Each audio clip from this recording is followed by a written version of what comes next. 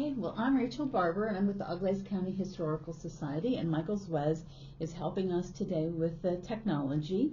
And when we learned that the Board of Developmental Disabilities was celebrating its 70th, while Auglaize County is celebrating its 175th, we decided to do some projects together. And one of them is to try to connect with some folks who have a long history with the Board of Developmental Disabilities and give them the opportunity to tell their story. So if you would introduce yourself and talk about your connection with the Board of Developmental Disabilities. Well, my name is Calvin Caywood. My parents were Arlene and Carl Caywood, who was one of the original 4 couples that started the school. And how did they become part of that, of the founding? Well, I have a sister. I had a sister who was Down syndrome, who my parents had sent her to a special school in Columbus. And I think there was about 4 couples got together and decided, who had Down syndrome kids, decided they were going to try to start a school, and they got one started. And it started in St. Mary's, Ohio, in a breezeway of a home. I think they only had about 7 or 8 students the first year. And then I think it moved down here to New Bremen for a while in one of the schools, one of the basements or something. And then they bought the old, New Bremen's Sun, I think was the name of the building. The group bought that building and remodeled it. A lot of the remodeling was done by volunteer labor from different contractors and stuff. They would come in on weekends and do the work, so it was all done with volunteer labor and stuff. I can remember coming down as a kid, helping carry bricks or whatever needed to be carried and doing stuff like that. So where was your family living at the time that the They're school from was? St. Mary's. Mm-hmm. I'm from St. Mary's. I'm a St. Mary's lifer, although it says Salina, but I live halfway between St. Mary's and Salina. I got Salina address and a St. Mary's phone, so kind of fun. So this was your younger sister or Younger sister? Younger sister. Yes. So may I ask, how old would you have been when the school was founded? Oh, let's see. I'd have probably been, I'm going to guess, let's see if it was, I'd only been about 10 or 11 at the time. So do you remember any of those conversations that they had about? Oh, yeah. Yeah, I remember a lot. I knew the other 4 couples quite well. The Goldbergs were one, and there's, I forget the names of the others, but they had a lot of conversations together to get this started. So it was really an amazing thing that 4 people like that had the vision to get something like this started. It was amazing, really. And of course, the communities, once they got it started, there was a lot of community help from Auglaize County, a lot of help from this area that saw the need and backed it. Yeah. And I should say too, you should feel free, if you don't feel comfortable answering the question, don't worry about it. But how, as a brother of somebody with Down syndrome, how did you feel? And I mean, was there? Would you say there was a stigma associated with it? Did it bother you as the brother? No, my parents were very open with it. So they treated her just like I had a brother and of course a sister. They treat us all the same. And growing up, I know that it made me a much better person, much more compassionate person than I probably would have been otherwise. Also, my kids grew up with my sister also, and they're all 3 of them very compassionate people too. I think it's people that have a stigma against that, I feel sorry for them. And what was your sister's name? Carlene. Carlene. My dad's name was Carl. My mom's name was Arlene, so they called her Carlene. And how long did she live? I think she lived to age 58. So she lived a long time. when she was born, they said she'd probably be lucky to make it into her mid-20s, but with good care and good love from family, she made it to 58. So she was able to enjoy all the progress that's made here with this and the workshop and everything else. She was able to partake in that. Do you know, did your parents get any pressure from other people to put her in an institution to live? Oh no, never.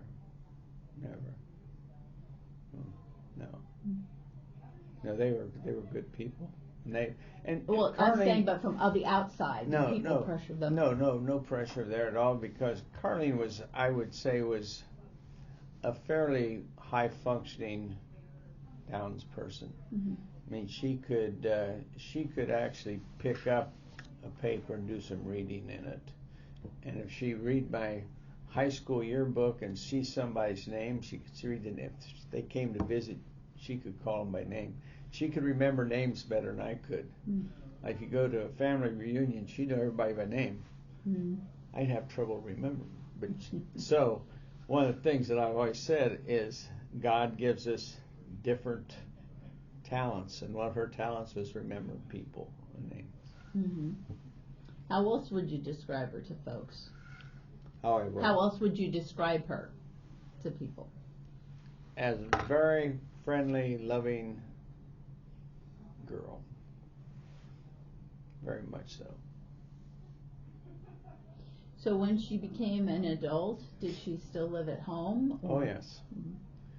She lived at home until my mother had couldn't walk very good, and Mom and Dad and Carlene went to Otterbein to live, and they lived in an apartment there for a while, and then, as how life goes, each one of them passed away there. She was the last one, and they took unbelievably care of her.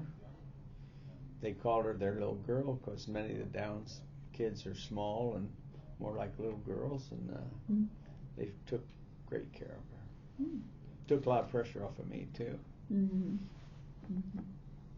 So what and you know, I know Renee talked about this a little bit during the ceremony. How would you describe your mother? Because they really do give the credit to the moms for getting the school started. How would I describe her? She understood the value of an education, because she was a school teacher until she got married early on, and I actually had sent Carlene down to a special private school in Columbus for a couple years before they got the school started here. And she really understood the value of education and of treating Carlene just like another child. Never shielded her from anything. Took her any place they went. Did everything they did together. So she was a wonderful mother. But it also takes a special kind of person to be able to say, I don't like the way the system is now, I'm going to change it. So what about her personality enabled her to do that? Well, she has a strong personality. She wasn't afraid to talk and take issues on. And I'd give her credit, but I also give the three other couples that were in this together to get this started. And I think all those women, and I'll give my dad credit and the men credit too, for backing this and going along with it and helping with it. So she was, like I said, she understood the value of education and understand trying to get these kids into a program of some sort so they're getting more mainstreamed and out in life rather than being stuck in a closet somewhere. And you might not know the answer to this, but how did they get their funding originally? Was it from the county? I'll tell you what, they had a lot of private donations originally, because I can remember some people every year would donate X amount of money. I mean, a lot of it was done with private donations. One of the projects they had was selling pecans every year at Thanksgiving and Christmas. They'd ship boxes of, I don't know how many pounds of pecans they'd sell, and they sell them in the communities then. People go out and sell them in the communities. A lot of, to start, was private donations. And then you said that you thought the first school was like in a breezeway? It was in a breezeway of a home in St. Mary's, and I forget the name of the lady that first started, and then I think it moved here to New Bremen down in one of the schools, and then moved to this facility. So what kind of services did your sister receive then? So she attended school? Here. Mm-hmm. That was before they were mainstreaming kids into the public schools. Here, and went so far, and then she went to the workshop. They finally got that workshop built and stuff, and spent the rest of her basic life until she moved out to Otterbein at the workshop. Mm-hmm. And what kind of jobs did she have at the workshop? Oh, I don't know, maybe counting nuts and bolts and putting them in a sack, and just things like that. She was she never could understand numbers or money, but every time she'd come home with that check, it didn't matter if it was 15 cents or if it was $15, she got a check. I was just thrilled that she was working and got something. Mm-hmm. Mm-hmm. So she was a lovely young lady. I mean, great sister. Mm-hmm. I probably had a harder time when she passed away than when my parents did. Mm-hmm.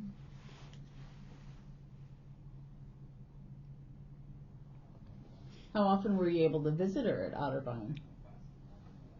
Regularly. Mm-hmm. I lived in St. Mary's, so yeah, regularly. And my son worked in Minster. He would stop at Otterbein on the way home from Minster on a regular basis and see her. In fact, I remember one night we were at our house for dinner, and he was late, so I gave him heck for coming in. He said, well, I stopped and I visited his wife's mother, who was sick.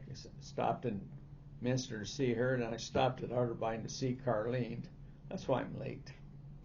So we all felt bad about it.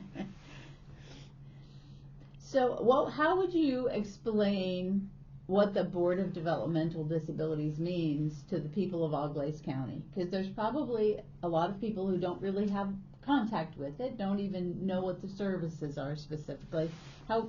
What has it meant to your family, and what do you think it means to the county? Well, I think that people are more aware today of helping disabled people than they were back then. I think way back then, I think people were, a lot of kids were sheltered away from the everyday life, where with this, the way things are going now, people are getting started at a much younger age to help them develop quicker and better, and then they can go on to jobs and stuff which were unheard of years ago. So I think that is one of the big things that a lot of these people are progressing into becoming some worthwhile people. Okay. Make sense? Yeah. Anything else you'd like to add? I didn't get to read this, but I'm anxious to read it. I didn't get to read it either. My mother, I think she did this when they had one of the anniversary things or something. She looked up the history of it and stuff. And I haven't had a chance to read it, but I'm glad I got it. Yeah. Really. Okay. Well, thank you very much. It's nice to meet you. Nice to meet you. And the historical societies are doing a good job, too. I think that one of the things going on with our kids today, they aren't getting history. They need to. Mm-hmm.